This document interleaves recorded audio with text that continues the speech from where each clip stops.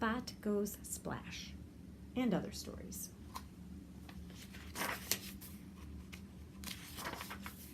Spot Goes Splash. It was raining when Spot woke up. Oh dear, he thought. I'll have to stay indoors. I wonder what Steve and Helen are doing today. Breakfast is ready, Sally called from the kitchen. Spot loved breakfast. He forgot all about the rain. After he had finished eating, Spot looked outside again. Oh, good, he said. It stopped raining. Can I go outside and play, Mom? All right, Sally told him, but don't get all wet and muddy. I just cleaned the house because Grandma and Grandpa are coming to visit. Oh, that sounds nice. Are you going to help clean the house when Grandpa and I come visit? Spot went out into the garden. The sun was beginning to shine. Spot saw Steve looking up in the sky. Do you see the rainbow, Spot? Asked Steve. Yes, said Spot. It's so many different colors. Red, orange, yellow, green, blue, purple, violet. Helen came along wearing a raincoat, a big rain hat, and shiny red rubber boots. It stopped raining, Helen, said Spot. I know, said Helen. You don't need your raincoat and hat and boots anymore, Steve told her. Yes, I do, said Helen, smiling, especially the boots. I need them to walk through puddles, like this. And she stomped through a big puddle. Splash! That looks like fun, said Spot. Let's try it, said Steve. And they splashed through the puddles, too, stomping and shouting. You two are silly, said Helen. Now your feet are all wet and muddy. We don't care, they said. This is great. It's starting to rain again, said Helen. I'm still nice and dry, and you two will have to go home. I suppose so, said Spot, having one last splash. By the time he got home, Spot was very wet and very muddy. Sally was not pleased. Get into the bath at once, she said. But it's not time to go to bed yet, said Spot.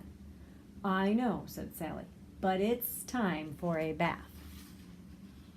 So Spot got into the tub with his boat and toy duck. This is fun too, he thought. Now when Grandma and Grandpa come, the house will all be clean, and so will I. Next book, Spot at the Fair. Grandma and Grandpa took Spot to the fair.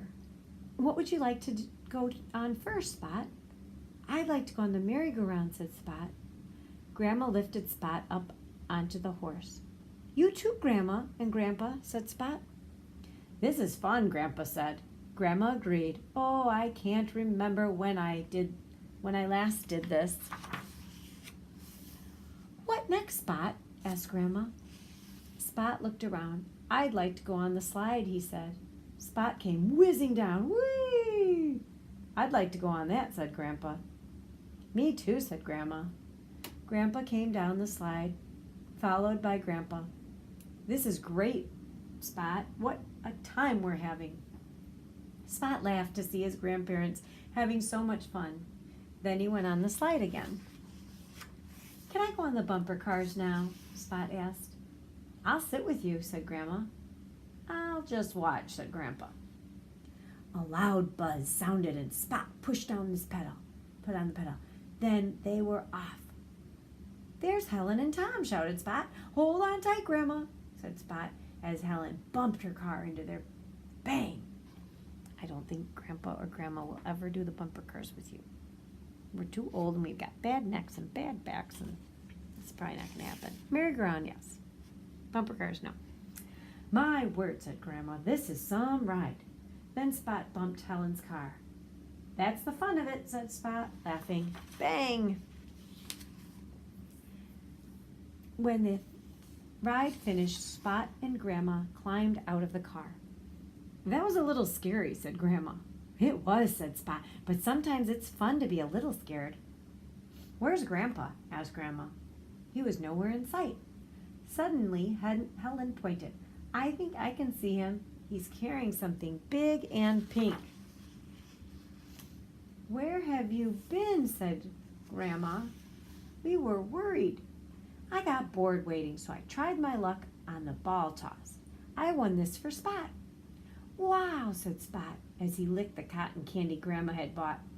"Way to go, Grandpa. Thanks for a lovely fun day." "Thank you, Spot," said Grandpa. "We enjoyed it as much as you did." And I love cotton candy. Sweet dreams, Spot. It was the start of a busy day. After breakfast, Spot went with his mom to do the shopping. There was a long list of things to get. "Thank you, Spot," said Sally. "I couldn't have done all this without your help." After lunch, he went to the park with his dad. At the playground, Spot went on the swings. "Push me higher, Dad," said Spot. When Spot and his dad got home from the park, Helen, Tom, and Steve came over to play hide and seek. Finally, as it was getting dark, Spot's friends went home to bed. Spot was ready for bed, too. After Spot had his supper, he went for a last walk in the garden. A small voice said, "Hello, Spot. Have you come out to play?" "No, I'm going to bed," said Spot. "Oh, well," said the mole. "Sleep tight." As he walked by the pond, he heard a frog croak. "Hello, Spot. It's a lovely evening for a swim." "Not for me. Thanks, I'm off to bed," said Spot. Toot, toot, toot, toot. Toot, toot, toot, toot, hooted the owl. Or you can say, "Who cooks for you? Who cooks for you?" "Good night, Owl," said Spot. "What do you mean, good night?" the owl asked. "I've just woken up. I've got lots to do." "Not me," Spot yawned. "I've had a busy day." Spot went back indoors. Spot kissed his dad. "I've had a lovely day, Dad. Thanks for taking me to the park." "Good night, Spot," said Sam. Sally came in to kiss Spot good night. "Read me a story, Mom," said Spot. Sally opened the book and started to read. Spot snuggled down, cozy and warm. He got sleepier and sleepier. By the time the story was over, Spot was fast asleep. "What a tired little puppy," Sally whispered. "I didn't realize that I've been reading the story and there was no one listening." "Oh, yes, there was," said a voice. Sally looked around, and there on the windowsill were the owl, the frog, and the mole. "Thanks for the story, Sally," they said. "And sweet dreams, Spot." Spot opened one eye. "Yes, thanks, Mom," he said. "Good night, everybody." And he fell fast asleep again. I love in these books how Spot is always saying thank you to his mom and dad. It's nice. It's nice to show your gratitude. And how the owl, that reminded me of your mom. She would call owls from the front door of our house in Wisconsin, and the owls would come. So she had that knack of the right tone in her voice, because she has a beautiful voice. She could call the owl, so maybe you could try that too.